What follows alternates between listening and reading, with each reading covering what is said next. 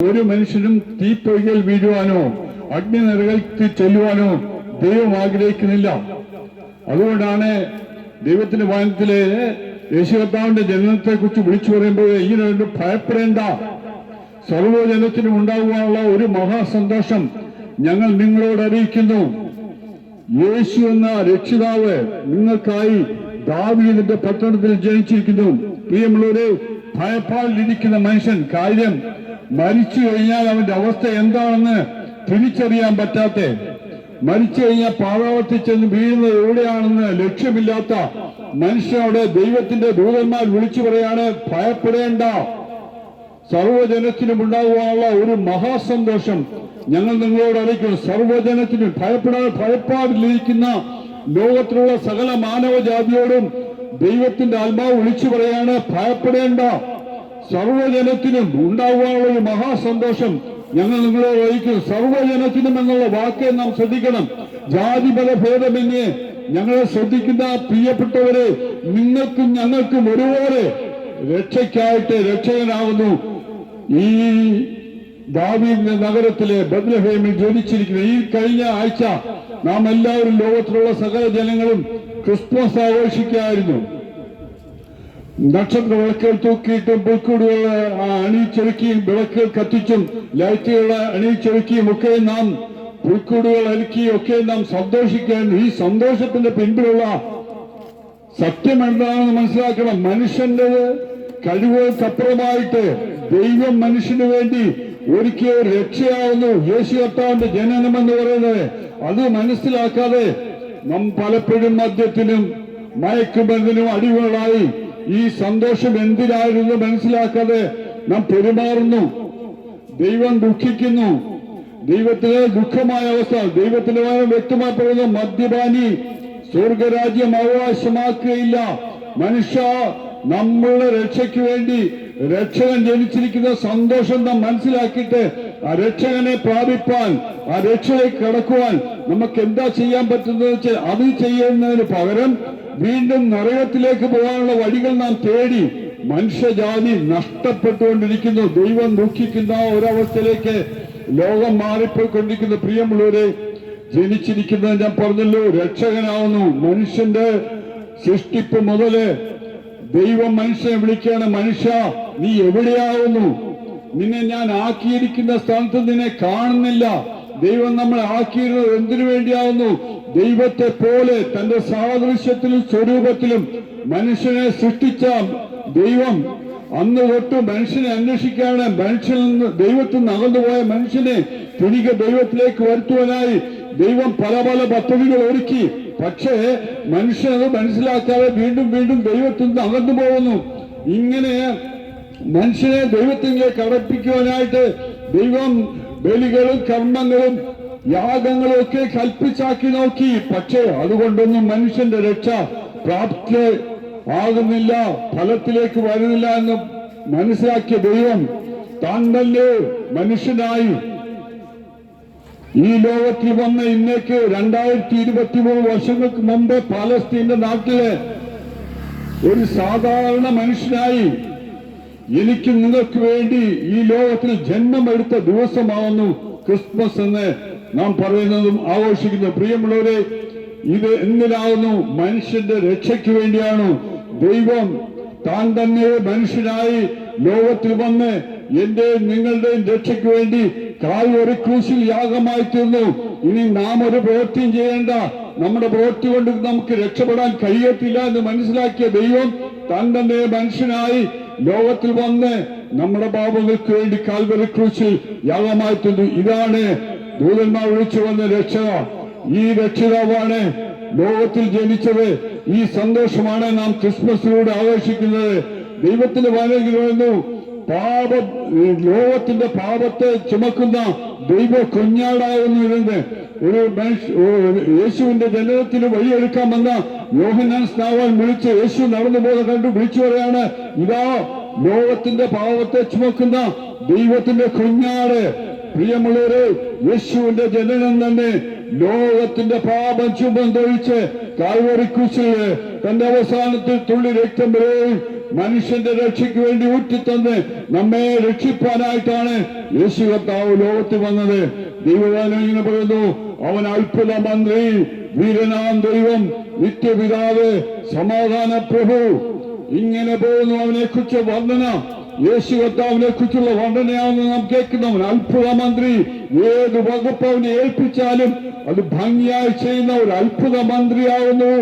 ലോകത്തിൽ ജനിച്ചിരിക്കുന്ന ഭക്ഷ്യമന്ത്രിയായിട്ട് നോക്കിയാല് നമുക്കറിയാം. നമ്മൾ ദൈവത്തിന് വേണ്ടി വായിക്കുന്നു, 5 അപ്പം കൊണ്ട് തന്റെ പ്രഭാഷണം കേൾക്കാൻ വന്ന ജനത്തിന് വിശന്നിട്ടവര് അവരുടെ വിശപ്പ് കണ്ടിട്ട് അവരോട് മനസ്സലിഞ്ഞ യേശു കർത്താവ് ചോദിക്കുന്നു, നിങ്ങളുടെ പക്കല് ഇവർക്ക് ഭക്ഷിപ്പാൻ കൊടുപ്പാൻ എന്തുണ്ടോ ചോദിച്ചപ്പോൾ ശിഷ്യന്മാർ പറഞ്ഞു, 5 അപ്പവും 2 മീനും ഉണ്ടെന്ന് പറഞ്ഞു. ശരി, ഈ 5 അപ്പവും 2 മീനും കൊണ്ട് ആൾക്കാരെ പന്തിക്കിരുത്തിയിട്ട് 5000 പുരുഷന്മാർ ഭക്ഷിച്ചായിട്ട് അവിടെ ഇരിക്കുന്നു.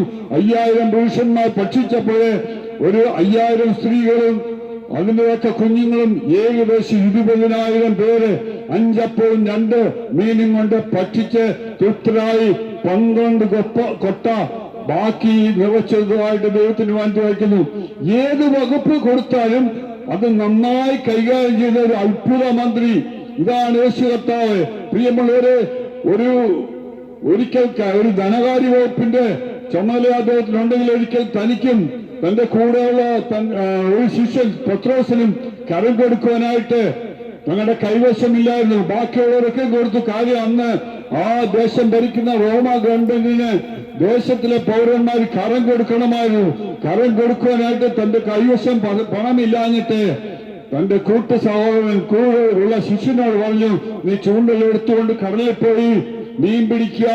ആദ്യം കൊത്തുന്ന മീന്റെ വായി തുറന്നു നോക്കുമ്പോൾ എനിക്കും നിനക്കും വേണ്ടി കരം കൊടുക്കാനുള്ള ഒരു ചതുർബ്രഹ്മ പണം നമുക്ക് ലഭിക്കുന്നു. നോക്ക്, ധനകാര്യ വകുപ്പ് എങ്ങനെ കൈകാര്യം ചെയ്യുന്നു നോക്ക്.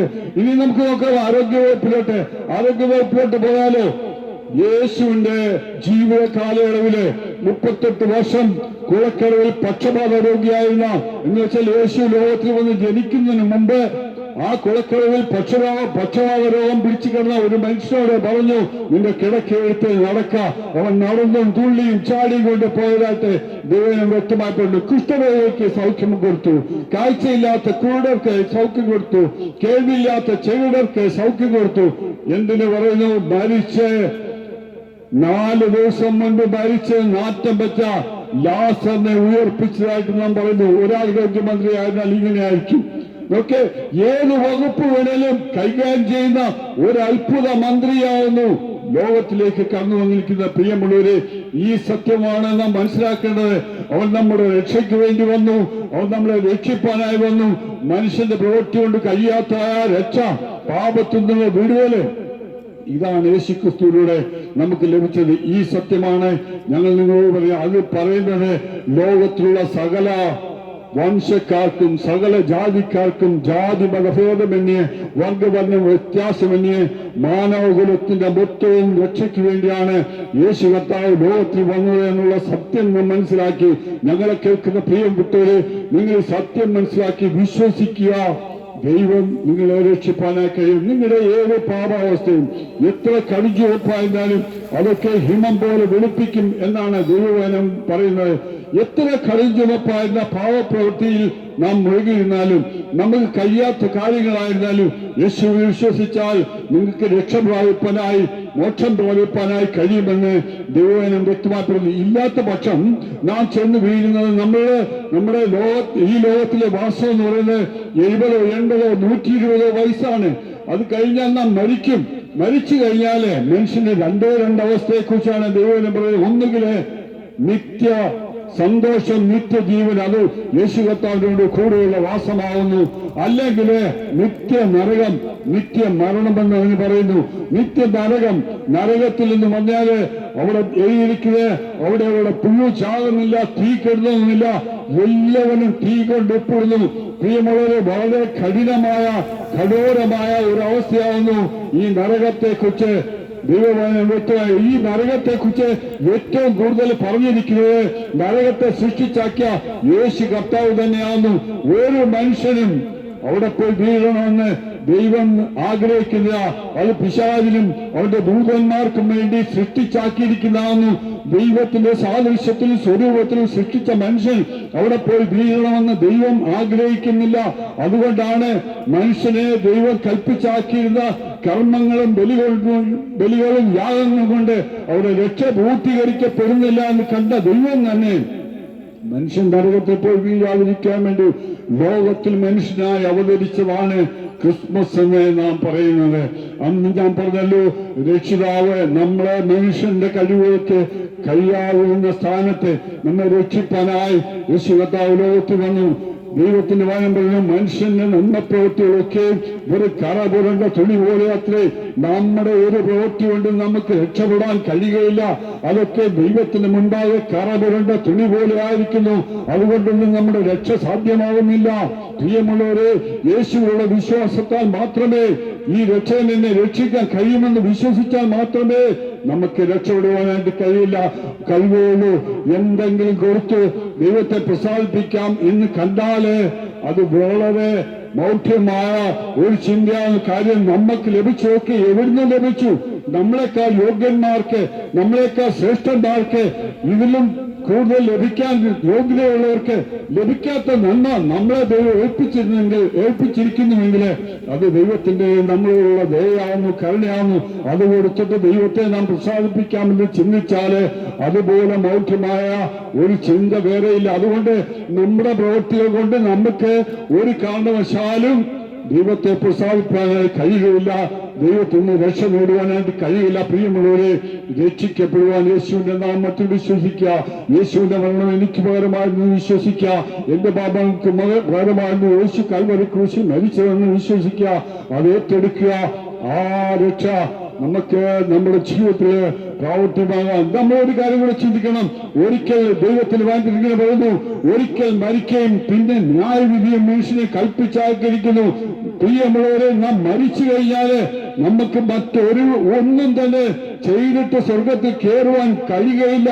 നമ്മളൊക്കെ ചിന്തിക്കുന്നത് നമ്മുടെ പ്രിയപ്പെട്ട ലോകത്ത് ജീവിച്ചിരിക്കുന്നവര് എന്തെങ്കിലും കർമ്മങ്ങളോ പൂജകളോ ബലികളോ ചെയ്തിട്ട്, നന്മ പ്രവൃത്തിയോ ദാനധർമ്മങ്ങളോ ചെയ്തിട്ട് മരിച്ചുപോയ നമ്മൾ ആത്മാക്കളെ സ്വർഗത്തിൽ കയറ്റി വിടാമെന്ന് ഒരു ചിന്ത നമ്മുടെ ഇടയിലുണ്ട്. എന്നാല് ദൈവത്തിന്റെ വചനം വ്യക്തമായപ്പെടുന്നു, ഒരിക്കൽ മരിക്കുകയും പിന്നെ ന്യായവിധിയും മനുഷ്യന് കൽപ്പിച്ചാക്കിയിരിക്കുന്നു.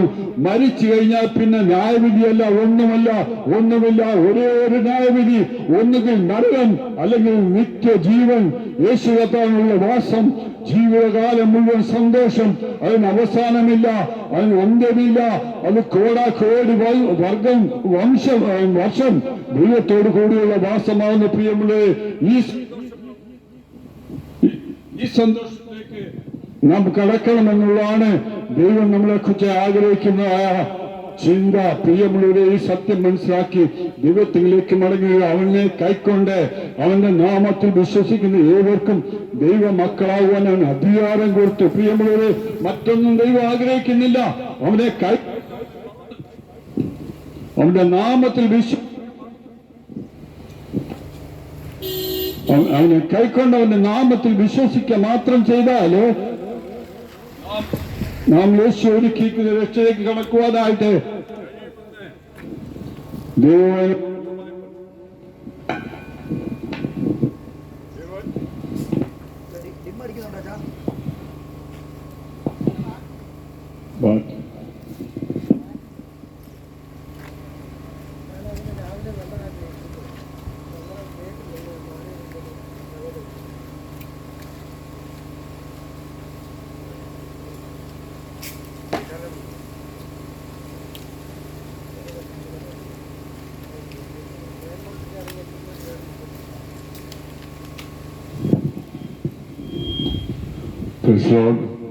അല്പം ഡിസ്റ്റർബൻസ് വന്നു, ക്ഷമിക്കണം. ദൈവവചനം ഇങ്ങനെ പറയുന്നു, അവനെ കൈക്കൊണ്ട് അവന്റെ നാമത്തിൽ വിശ്വസിക്കുന്ന ഏവർക്കും ദൈവമക്കളാകുവാൻ അവന് അധികാരം കൊടുത്തിരിക്കുന്നു. പ്രിയമുള്ളവരെ, മറ്റൊരു പ്രവൃത്തിയും നാം ചെയ്യേണ്ട. യേശു കർത്താവിനെ കൈക്കൊണ്ട് അവന്റെ നാമത്തിൽ വിശ്വസിച്ചാൽ മാത്രം മതി. മറ്റൊന്നും മനുഷ്യന് ചെയ്തിട്ട് ദൈവത്തിൽ നിന്നുള്ള രക്ഷ പ്രാപിപ്പാനായി കഴിയുകയില്ല. പ്രിയമുള്ളവരെ, അതുകൊണ്ട് ദൈവവചനം ഇങ്ങനെ പറയുന്നു, മറ്റൊരുത്തലും രക്ഷയില്ല. നാം രക്ഷിക്കപ്പെടുവാൻ, പ്രകാശത്തിന് കീഴിൽ മനുഷ്യരുടെ നൽകപ്പെട്ട വേറൊരു നാമവുമില്ല. യേശു കർത്താവിന്റെ നാമമല്ല ഒരു നാമമില്ല. പ്രിയമുള്ളവരെ, ഞങ്ങളെ കേൾക്കുന്ന പ്രിയമുള്ളവരെ, ഈ ദേശത്ത് കടന്നു വന്ന് ഈ ദേശവാസികളായ നിങ്ങളോട് ഈ സത്യം ഒരിക്കൽ കൂടി വിളിച്ചു പറയാനായി ദൈവം ഞങ്ങളെ ഈ ദേശത്ത് അയച്ചത് നല്ലവരായ നിങ്ങളെ ദൈവം സ്നേഹിക്കുന്നു എന്നുള്ളതിന്റെ തെളിവാകുന്നു പ്രിയമുള്ളവരെ. ആയതിനാല് ഈ സത്യം മനസ്സിലാക്കി ഈ കർത്താവിന്റെ രക്ഷയിലേക്ക് കടന്നു വരുവാൻ ഞങ്ങൾ താഴ്മയായി നിങ്ങളോട് അപേക്ഷിക്കുകയാണ്. പ്രിയമുള്ളവരുടെ, നിങ്ങൾ ഏതവസ്ഥയായാലും, നിങ്ങൾ എന്തു തന്നെ ഏതവസ്ഥയിൽ ഇരിക്കുന്നതായാലും എന്തു തന്നെ ആയാലും യേശു കർത്താവിനെ രക്ഷിതാവായി സ്വീകരിച്ച് യേശു ഒരുക്കിയ രക്ഷയിലേക്ക്, നിത്യജീവനിലേക്ക്, നിത്യരക്ഷയിലേക്ക്, നിത്യ സന്തോഷത്തിലേക്ക് കടന്നുവരുവാൻ ഞങ്ങൾ നിങ്ങളോട് ആഹ്വാനം ചെയ്യാണ്. അല്ലാത്ത പക്ഷം നാം പോയി വീഴുന്ന ഞാൻ മുമ്പേ പറഞ്ഞല്ലോ, സാത്താനും പിശാചിനും അവന്റെ ദൂതന്മാർക്കുമായി ഒരുക്കിയിരിക്കുന്ന നിത്യ നരകത്തിലാവുന്നു. അത് തീപ്പൊയ്കയാവുന്നു. അവിടെ തീ കരുതുന്നുമില്ല, പുഴു ചാകുന്നുമില്ല, എല്ലാവരും തീ കൊണ്ട് ഉൾപ്പെടുന്നുവെന്ന് ദൈവം വ്യക്തമായി വിളിച്ചു പറയുന്നു. ഒരു മനുഷ്യനും അവിടെ പോയി വീഴുവാൻ ദൈവം ആഗ്രഹിക്കുന്ന കാര്യം, ദൈവം മനുഷ്യനെ സൃഷ്ടിച്ചത് തന്റെ സ്വരൂപത്തിലും സാദൃശ്യത്തിലുമാകുന്നു. അങ്ങനെ തന്റെ സ്വരൂപത്തിലും സാദൃശ്യത്തിലും സൃഷ്ടിച്ച മനുഷ്യൻ നരകത്തിൽ പോയി വീണ് കഷ്ടത അനുഭവിക്കാനോ നശിച്ചു പോകാനോ ആഗ്രഹിക്കാത്ത ദൈവം നമുക്ക് വേണ്ടി ഒരുക്കിയ രക്ഷയാകുന്നു യേശു കർത്താവിന്റെ ജനനം. അതുകൊണ്ട് ഈ സത്യം മനസ്സിലാക്കി, ക്രിസ്മസ് എന്തിനാണെന്ന് മനസ്സിലാക്കി, ഭയപ്പാട് എഴുതുന്ന മനുഷ്യന്റെ രക്ഷയ്ക്ക് വേണ്ടി ദൈവം ഒരുക്കിയ രക്ഷയാകുന്നു, ദൈവം ഒരുക്കിയ പദ്ധതിയാകുന്നു മനസ്സിലാക്കി യേശുവിലേക്ക് മടങ്ങി വരുവാൻ താഴ്മയായി നിങ്ങളോട് ആഹ്വാനം ചെയ്ത് ഞങ്ങളുടെ വാക്കുകളെ ചുരുക്കുന്നു. ഈ ദേശവാസികളെ നിങ്ങൾക്ക് വേണ്ടി ഒരു വാക്ക് പ്രാർത്ഥിപ്പാൻ ആഗ്രഹിക്കുന്നു. കരുണയുള്ള ദൈവമേ, സ്വർഗീയ പിതാവേ, ഈ ദേശത്ത് കടന്നു വന്ന് യേശു കർത്താവിലൂടെയുള്ള രക്ഷയെക്കുറിച്ച് വിളിച്ചു പറയാണ്ടാക്കണം ദൈവം ഞങ്ങൾക്ക് തന്ന നല്ല സാവകാശനായി സ്തുതിക്കുന്നു. കർത്താവ് ഈ വേദനം കേട്ടവരാരും നശിച്ച് നരകത്തിൽ പോയി വീഴുവാൻ ഇടയായത് അവരെല്ലാവരും നിത്യജീവൻ അവകാശമാക്കുവാൻ യേശു കർത്താവ് ഒരുക്കി രക്ഷയെ കടന്നുപോകാൻ ഞങ്ങൾ ദൈവത്തോട് താഴ്മയോട് അപേക്ഷിക്കുകയാണ്. കർത്താവെ, ഞങ്ങൾ സംസാരിച്ച വേദനം കേട്ടവരാരെങ്കിലും മദ്യപാനികളായിട്ട് ഈ വേദനം കേട്ടെങ്കിൽ അവരുടെ മാനസാന്തരത്തിനായി പ്രാർത്ഥിക്കുന്നു. ആരെങ്കിലും രോഗികളായി കേട്ടെങ്കിൽ അവരുടെ സൗഖ്യത്തിനായി പ്രാർത്ഥിക്കുന്നു.